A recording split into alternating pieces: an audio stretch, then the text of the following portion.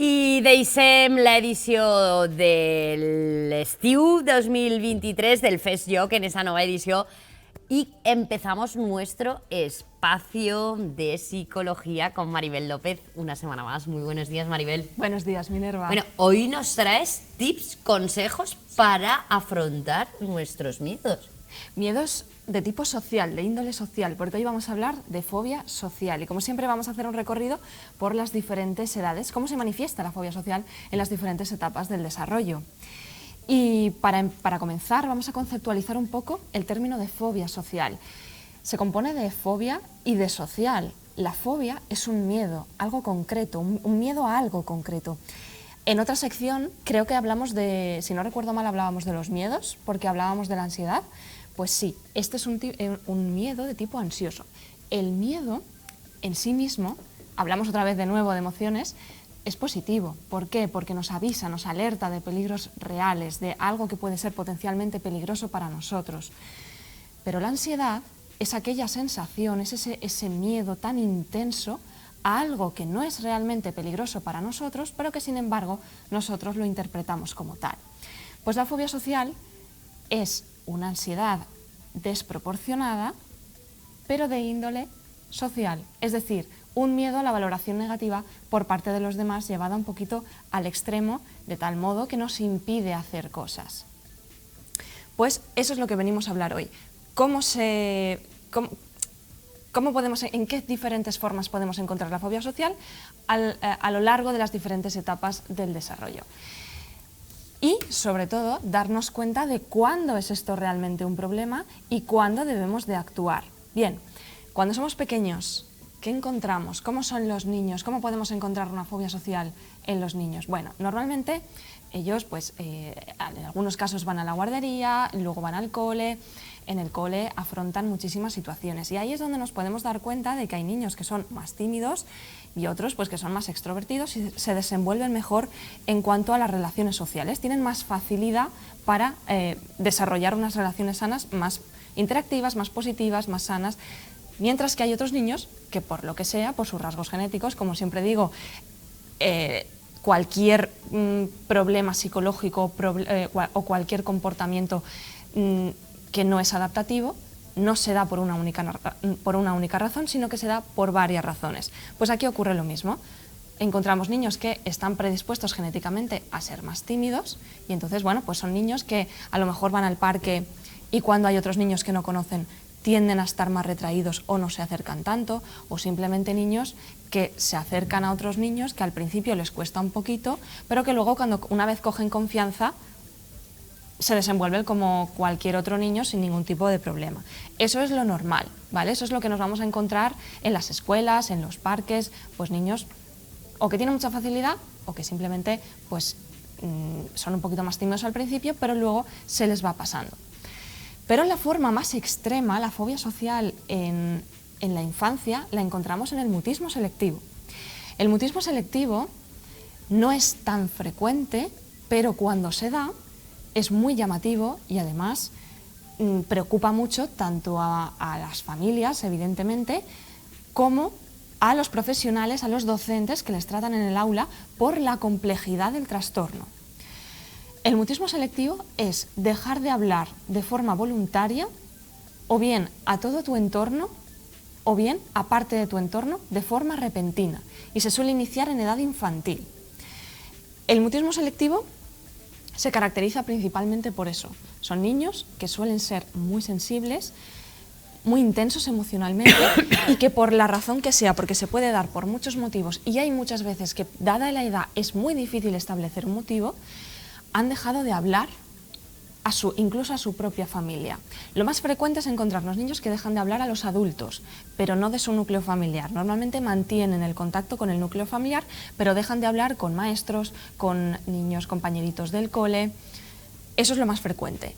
Ahora, sí que es verdad que encontramos casos que son los más difíciles de tratar en consulta, que dejan de hablar incluso a sus familias. Esto puede ser de forma repentina o puede producirse de forma gradual. El tratamiento, por tanto, tiene que hacerse muy gradual. Claro, aquí encontramos dos vertientes. Por un lado, la gente que intenta proteger e intenta hablar por ellos, cosa que está propiciando todavía más que esos niños pues dejen de hablar, y gente que toma la perspectiva de forma radical de que afronten, pero sin ningún tipo de tratamiento previo, ¿vale? Para entender el mutismo selectivo tenemos que tener en cuenta que se produce por esa intensidad emocional que he comentado. Y esa intensidad emocional sabemos que no tenemos miedo por lo que ocurre, sino por lo que pensamos que ocurre. Entonces, no enquistemos un mutismo selectivo. Si lo detectamos, afrontémoslo y busquemos ayuda, porque realmente necesitamos ayuda. ¿Se podría confundir un mutismo selectivo con un niño al que no le gusta hablar? Se puede confundir, pero hay que hacer, pero claro, la distinción es que el niño al que no le gusta hablar, habla. El niño que tiene mutismo no habla. Incluso con gente que antes tenía mucha confianza y que hablaba sin problema por los codos, deja de hablar y se lo está pasando muy mal. Normalmente lo que verbalizan a las pocas personas a las que hablan es que les da mucha vergüenza. Les puede haber incluso ocurrido algo traumático, o les puede haber pasado que se han burlado de ellos. Nadie hubiera imaginado que porque diga mal la S o porque haya pronunciado mal alguna palabra les vayan a dejar totalmente de hablar. Pues hay casos que ocurre, pero suele darse en casos que también tienen un perfil de personalidad muy concreto, o que suele ir muy unido al trastorno del espectro del autismo. Hay casos en los que también cursa mucho con autismo, y hay otros casos que no, que es puramente ansioso. Pero es verdad que es muy frecuente que vaya de la mano del autismo por esta intensidad emocional.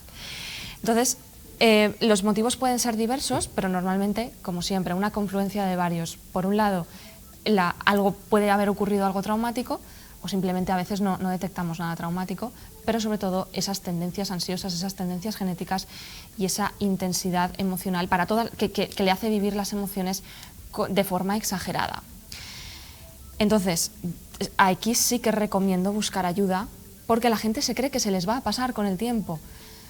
A ver, con la inercia de los años, evidentemente aprenden a comportarse mejor en ciertas situaciones, pero estamos recibiendo niños de 8, 9 años, 12, 14, con mutismo selectivo. Estos niños que enquistan tanto normalmente suele ir de la mano de algún tipo de autismo en su forma más leve, pero tenemos que buscar solución antes de que se enquiste más, porque luego es un problema bastante grave. Entonces, ¿qué necesitamos hacer con este tipo de niños? Que se encuentren muy cómodos. Si no se encuentran cómodos y se sienten presionados, no vamos a conseguir que hablen de ninguna forma. Entonces, empecemos a exponerles, pero de forma muy gradual.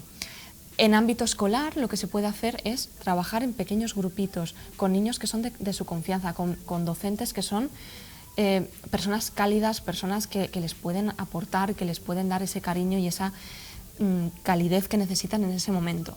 Entonces, de forma muy gradual los exponemos a situaciones, a juegos. Empezamos por gestos, por palabras, jueguecitos de onomatopeyas que les hagan sentir cómodos. Estamos hablando de la etapa de infantil, recuerdo. Y en casa tratemos también de forma gradual de exponerles a, pues, por ejemplo, si tenemos que ir a un kiosco, a una tienda, de que vayan pidiendo cositas en pocas palabras, que vayan afrontando un poquito más. O, por ejemplo, empecemos por amigos. Pues hoy va a venir un amigo a casa, anticipemos mucho la situación y creamos un juego. Al final es crear situaciones en las que se sientan muy cómodos y que se propicie hablar.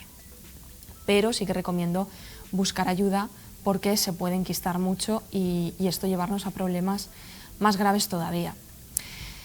Pero bueno, respecto al mutismo selectivo, como comento, se suele dar en etapa infantil. Cuando llegamos a la adolescencia, nos encontramos adolescentes que, bueno, a ver, lo normal, ya la adolescencia es una etapa de cambios. Entonces, en esa etapa de cambios lo que nos vamos a encontrar es una disidencia entre ese cambio psicológico de ese pensamiento más complejo que estoy adquiriendo, y además tengo que interiorizar que mi cuerpo ha cambiado, es diferente, y todo eso tengo que encajarlo en mi cerebro para formarme una nueva imagen sobre mí mismo. Eso que lleva consigo, pues, la inseguridad típica de la adolescencia. Algunos chavales lo viven de forma más intensa, y algunos chavales, pues, que de forma más natural, pues lo llevan mejor. Ahora bien, ¿cuándo nos encontramos ante un problema social con un adolescente? Lo normal es que ya venimos de una etapa en la que han tenido que afrontar muchas cosas. Han afrontado cambios de etapas, por ejemplo, de infantil a primaria, donde han cambiado de compañeros, han conocido niños nuevos, se han apuntado a extraescolares donde han conocido niños de fuera del entorno escolar, han conocido gente en diversos tipos de situaciones, han expuesto trabajos, han empezado a hacer trabajos en grupo, en equipo, y empiezan a hacer deportes de equipo, con lo cual son niños que ya vienen de afrontar una serie de situaciones y por tanto eso hace que pues establezca un poquito el que yo haya podido afrontar. Ahora bien, en aquellas personas, aquellos adolescentes que genéticamente tienen esas tendencias a ser más tímidos, a ser más retraídos, puede ser que les cueste un poquito más. Hablamos desde la normalidad, ¿vale? O sea, podemos encontrarnos una timidez sana, por lo que comentabas, Minerva, pues niños que simplemente les cuesta más hablar en ciertas situaciones, pero que poco a poco se van afrontando. Pero el problema viene cuando el adolescente no quiere salir, no quiere hacer trabajos en grupo, se aísla, le da pánico conocer gente nueva, le proponen planes y no sale. Claro, ¿qué ocurre aquí? Que cuando a mí me invitan a salir, a hacer algún plan con amigos y yo lo rechazo y me quedo en mi casa, lo que me quedo pensando es, ¿ves? No se me da bien hacer amigos, es que voy a hacer el ridículo, es que ¿para qué voy a ir si no voy a aportar nada? Claro, si me quedo pensando eso y no salgo, me lo estoy demostrando a mí mismo. Y eso, el evitar una situación, hace que evite otra, y otra, y otra, y al final eso se convierte en una pelota más grande y adquiero una imagen errónea de mí mismo de que pues no soy apto para tener relaciones sociales, eso me impide iniciarme a lo mejor en relaciones amorosas, afectivas, de otros tipos, o simplemente a nivel académico y a nivel laboral me va a limitar mucho, porque voy a pensar que no voy a ser capaz de hacer trabajos en equipo, o de practicar deportes de equipo, o de presentar un trabajo, aunque sea individual, delante de los demás. Entonces, el problema está cuando empezamos a evitar y cuando detectemos en nuestro adolescente un problema que nos lleve al aislamiento. Ahí sí. Entonces ahí sí que tenemos que buscar ayuda para que aprenda a desenvolverse mejor, porque al final es aprender a afrontar. Como siempre, aprender a pensar y aprender a afrontar. ¿Y esto cómo lo vamos a ver? Pues principalmente lo vemos en la edad adulta, es decir, un adulto no llega y de repente tiene miedo, tiene fobia social, ¿no? Normalmente la arrastra de años anteriores. De hecho, mucha gente que viene por fobia social a consulta han tenido mutismo selectivo de pequeños a ver, es que, claro, mira, esto lo hablaba ayer con unos pacientes justo. Niños que han tenido mutismo selectivo ahora están viviendo un contexto totalmente distinto del que se vivía hace 30 años. Porque hace 30 años tenías que hablar y punto. Y punto. O sea, no se veían tantos casos porque era el estilo escolar, los estilos de aprendizaje eran diferentes y el estilo de enseñanza por parte de los docentes también era distinto. Entonces, bueno, pues se vivía distinto. Ahora no. Pues bueno, pues los adultos que tienen fobia social, ¿en qué se suele ver? Lo solemos ver tanto, sobre todo en ámbito académico, en ámbito laboral y en ámbito social. En el ámbito más sencillo, que es el ámbito social, ahí estaríamos hablando de casos un poquito más extremos que se extienden a otros, al académico y al laboral, porque es gente que tiene miedo de conocer otras personas. ¿Por qué? Pues porque piensan que no tienen nada que aportar, que no son personas tan divertidas como los demás, que no van a ser capaces de mantener esas amistades porque a lo mejor pues, no han tenido buenas experiencias en el pasado, etcétera, ¿no? Entonces eso hace que evitemos salir, que evitemos conocer gente nueva en el ambiente en varios ambientes del tipo que sea. Así que al final acabamos creándonos esa imagen de la que hablaba hace un momento de incompetencia social, cuando no tiene por qué ser así. Al final la parte social se adquiere a través de una serie de herramientas y aunque seamos personas que no seamos estereotípicamente divertidas o que nos relacionemos de forma innata también como otras personas, bueno, pues también somos personas válidas que podemos aportar otro tipo de cosas, otro estilo de personalidad y que también aporta dentro de un grupo. Al final los grupos están compuestos de gente diversa, pues eso es lo que tenemos que darnos cuenta y que reflexionar. Cuando nos vamos al ámbito académico o al ámbito laboral, es más fácil encontrar personas que a lo mejor tienen mucho pánico a presentar un trabajo final o a presentar un trabajo delante de los demás o hacer una ponencia en un congreso, a impartir un curso. ¿Eso quiere decir, eso es gente que tiene fobia social? No, normalmente son personas.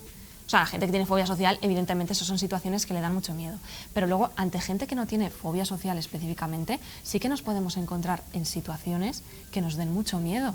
Podemos desenvolvernos muy fácilmente en una situación, pero luego te ves en otra... Y se te hace una montaña. Y se te hace una montaña, efectivamente, o te da mucho miedo. Yo, sin ir más lejos, ¿no? Yo vengo aquí, me siento súper tranquila y súper a gusto, pero la semana pasada tuve que presentar una programación en unas oposiciones y te ves delante de un tribunal y la cosa cambia, ¿no? Porque sabes que esas personas te están evaluando, te están juzgando, que eso creo que es lo peor que se le puede hacer a una persona, ir ya con la presión de que te van a juzgar. Claro, no solo que te van a juzgar, sino que es algo que es importante para ti. Y cuando esa situación tiene mucha relevancia, que te lo has preparado mucho y que realmente lo quieres, claro, la presión aumenta muchísimo y quieres hacerlo muy bien. Y ahí los nervios aumentan. Entonces, nos encontramos ante situaciones diversas que en principio no tienes por qué tener miedo de todas ellas, pero sí de algunas. Bueno, pues es importante que conozcamos cuando tenemos que afrontar este tipo de situaciones que nos dan miedo. Tenemos que saber que la ansiedad fuerte, intensa, va a durar solo unos minutos y que después nos vamos a tranquilizar y nos vamos a sentir mucho más cómodos en la situación, sobre todo si la hemos ensayado, si la hemos practicado y si nos sentimos seguros sobre ella. Otra cosa es que sea una situación en la que nos viene así un poco de nuevas, que no nos sintamos muy cómodos y que no tengamos demasiada práctica. Entonces sí que quizás ahí hablaremos de los tips, como recomiendo, para poder hacer frente de forma más sencilla a esa situación. Pero es cierto que esa curvita de la ansiedad antes de afrontar la situación que nos da miedo, nos ponemos muy nerviosos porque tenemos la sensación de que la ansiedad no va a parar de subir. Y no, llega a un pico, tiene un final y normalmente suele ser a los 3-4 minutos o 2 minutos, depende de la duración de haber empezado la presentación. O sea, una vez la presentación, el curso, el congreso, lo que sea, una vez yo empiezo a hablar, veo que puedo continuar y que la gente al final, pues todos más o menos lo hacemos igual. Entonces ahí empieza a bajar hasta que al final ya me siento mucho más tranquila y puedo terminar con más naturalidad. Yo en mi caso de la semana pasada pues empecé temblando porque tenía una historia en las manos y empecé temblando y pensé, estoy temblando. Claro, eso es lo peor que puedes hacer. Claro, pero eso, a ver, yo entiendo la situación y tengo más herramientas para controlar, pero a una persona que no tiene herramientas le va a costar un poquito más. Entonces, no recomiendo tener papeles en la mano cuando hagamos una presentación bueno, puedes tener algún objeto como un boli que te permita tener las manos más atadas y que no se note tanto el temblor. Pero se va a notar el temblor, se va a notar el rubor, se va a notar que incluso te tiemble la voz, pero eso es normal. Eso va a durar los primeros minutos y luego se va a ir rebajando. Pero la audiencia que te está viendo no va a estar pensando, lo está haciendo fatal, está temblando, está rojo. No. ¿Qué pasa? Que cuando afrontamos esa situación, eso es lo que estoy pensando. Estoy poniendo mi mente, estoy tratando de adivinar lo que está pensando mi audiencia. Y eso es un problema, porque no podemos adivinar lo que piensan los demás. De hecho, nos creemos el centro del universo cuando no es así. Esa gente, ¿por qué pone mala cara? ¿Por qué mira el reloj? ¿Por qué bosteza? Pues porque a lo mejor está en esa situación y tampoco quiere estar ahí. No es nada personal contra ti, contra la exposición que estés haciendo. No quiere decir que lo estés haciendo mal. A lo mejor esa persona se quiere ir a su casa a comer, ¿vale? O simplemente pues tiene que estar por obligación o es una situación sí, o que está mirando aburrida. la hora y diciendo, esto se está haciendo tarde, tengo que ir a recoger a los niños de la escoleta Claro. de estío. Claro, es que puede ser algo tan sencillo como eso. O que o ves a alguien cuchichear y ya te pones nervioso. Uy, estará comentando de lo que acabo de decir. Pues no, están cuchicheando sobre la ropa que lleva la de enfrente o cualquier otra, o le está contando algo que pasó ayer o cualquier cosa. O a lo mejor están comentando algo que les parece interesante, pero no te están poniendo cara de alegría. Evidentemente no todos van a estar mirando con una cara agradable y asintiendo y te van a aplaudir. Eso no es realista. Entonces el primer paso de todos es formarnos pensamientos realistas, que no positivos. Ya he comentado otras veces que a mí el pensamiento este súper positivo de las tacitas y de las agendas me parece una chorrada y me parece que lleva a la frustración. Y al autoengaño. Y al autoengaño, sí, totalmente, al autoengaño, a la mentira. Entonces, creemos pensamientos realistas y adaptados a la situación. No nos creamos el centro del universo porque no lo somos. Y tampoco siempre caemos muchas veces en el error de compararnos. Ahora con las redes sociales lo tenemos muy fácil porque siempre, enseguida vas a encontrar gente que comunica muy bien. Pues no te compares con gente que comunica muy bien. Compárate con gente de tu trabajo, con gente de tu entorno, con gente pues que tenga las mismas herramientas que tú, que tengan un entorno similar. Y luego también entender que cada uno, hay personas que por lo que sea pues tienen más facilidad de forma innata, o hay gente que se ha formado más, o hay gente que ha practicado más. Entonces no te compares con grandes oradores, no te compares con gente que tiene mucha experiencia, compárate con gente, barémate con gente que más o menos esté a tu nivel y te darás cuenta de que no todo el mundo lo hace genial. Y es más, es lo peor del mundo que te puede pasar, que ese día que tengas que hablar en público te quedes un momento en blanco, que hagas, ¿qué es hacer el ridículo? Es que, ¿qué tienes que hacer para hacer el ridículo? No lo sé, yo creo que lo hago todos los días unas cuantas veces, pero no me importa. Y ahí está la diferencia, que no te importa, que no le das... claro, si tú pensaras, voy a venir aquí a hacer el ridículo, vendrías con pánico, vendrías con miedo, vendría aterrorizada todas las mañanas, yo me levantaría como me levanto, como diciendo, ¡ay, qué bien, ya me voy a trabajar! Claro, venga. Esa es la diferencia, que tú vienes a pasártelo bien y que te da igual si alguien se ríe o si alguien hace algún comentario porque tampoco te lo va a decir y tampoco te vas a enterar. Y si te enteras, pues le contestarás, porque para eso... Sí, de verdad, si alguna vez me han insultado por redes sociales y tal, que no tengo, que lo han hecho a través del canal de la televisión y tal, yo no tengo ni Instagram ni Twitter y tal, lo agradezco, o te han llamado, te han puesto calificativos de estos que están tan de moda hoy en día, tildarte enseguida, depende de cómo pienses, eres de una manera o de otra, por un comentario que haces, que lo sacan de contexto. A mí me hace mucha ilusión que me critiquen.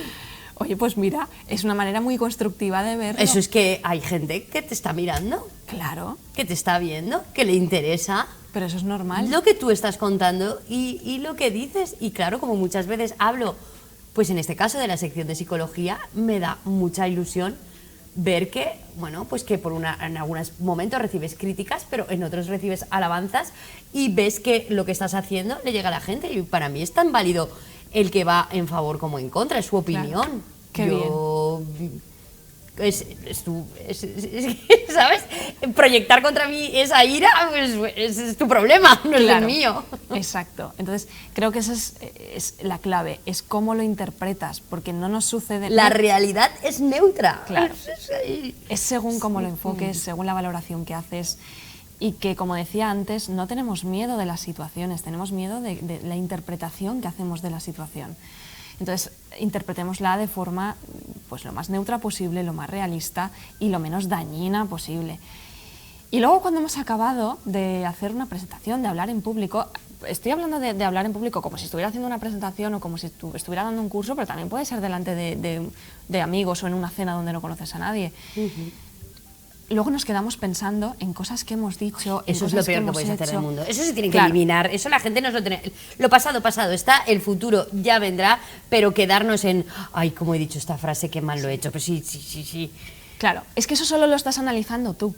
El resto ¿lo han pasado? ¿Por qué? Porque no somos adivinos y no puedes saber lo que está pensando las otras personas. Claro, yo, por ejemplo, la semana pasada que hice esta presentación delante de un tribunal, bueno, tú ves unas caras, pero esas caras realmente tú no sabes lo que están... Te lo puedes imaginar lo que están pensando, pero a lo mejor tú te piensas que llevas algo fantástico y la otra persona tiene otra percepción. Entonces, eso ya no depende de tu control, o sea, no está bajo tu control. Así que no podemos tratar de controlarlo todo, de tenerlo todo bajo control, porque es irreal, es imposible. Y para eso tenemos libertad de pensamiento y cada uno piensa de una manera. Pero es eso, no tratemos de compararnos y de juzgar tanto, porque al final los que más nos juzgamos somos nosotros mismos y no paramos de criticar. Nuestros mayores críticos somos nosotros, no paras de criticar lo que has dicho, lo que has hecho. Y la gente le da igual, la gente no se va a parar a pensar en la frase que has dicho cuando estabas diciendo esto. Pues no, pues a lo mejor... O no lo ha interpretado de la forma que tú lo estás interpretando, ¿no? Así que no tengamos tanto miedo de hablar, de mostrarnos como somos. siempre y cuando se haga desde el respeto, desde la humanidad. Claro. ¿No? Y ya está. ¿Algún consejo más que podemos hacer antes de afrontar una situación de este calibre? Pues nos puede ayudar la relajación. Mucha gente me pregunta por la relajación, del mindfulness. Bien, hay muchas técnicas. Podemos hacer relajación muscular, podemos hacer mindfulness, podemos hacer meditación de diferentes tipos. La relajación no es para todo el mundo. Hay gente que la relajación le pone nerviosa o nervioso, puede pasar. El mindfulness es una práctica difícil de practicar, es atención plena en el momento. A mí me gusta, pero hay mucha gente que no le gusta y no va, porque gente muy activa, gente muy nerviosa, pues igual no le va a funcionar. Entonces, en el tema de relajación, tenemos muchas relajaciones guiadas que podemos encontrar en YouTube o en otras plataformas que nos pueden ayudar.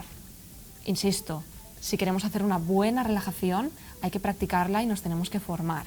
Así a nivel de usuario, lo que comento, en YouTube, podemos encontrar música en Spotify, en otras plataformas que nos pueden ayudar a encontrar pues, un poquito esa calma. Pero lo que más nos va a ayudar es dejar salir ese pensamiento que nos está atormentando, porque al final lo que nos atormenta no es una situación, insisto, es un pensamiento.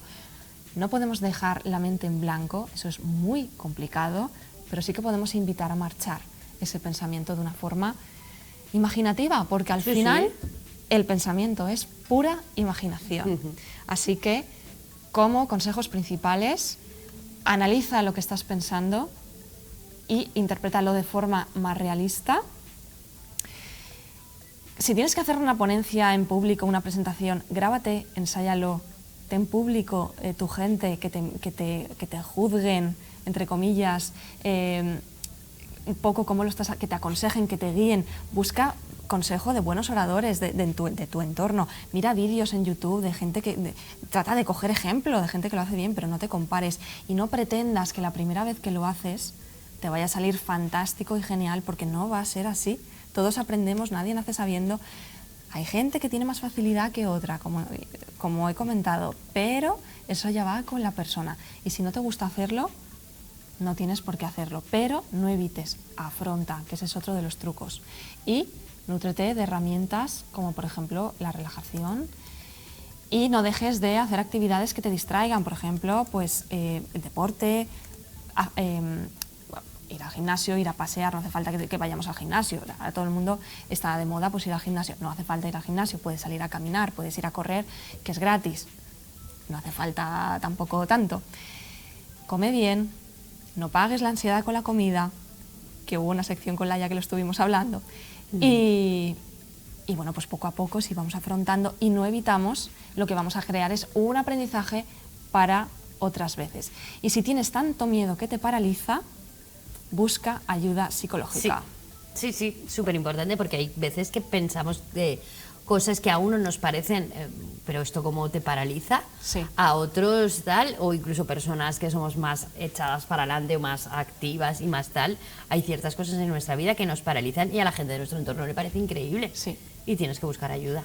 Exactamente, sí. Entonces, no pasa nada por buscar ayuda, que no nos dé vergüenza, que para eso estamos los psicólogos y ahora parece que a ver si se aumenta un poquito la salud mental también.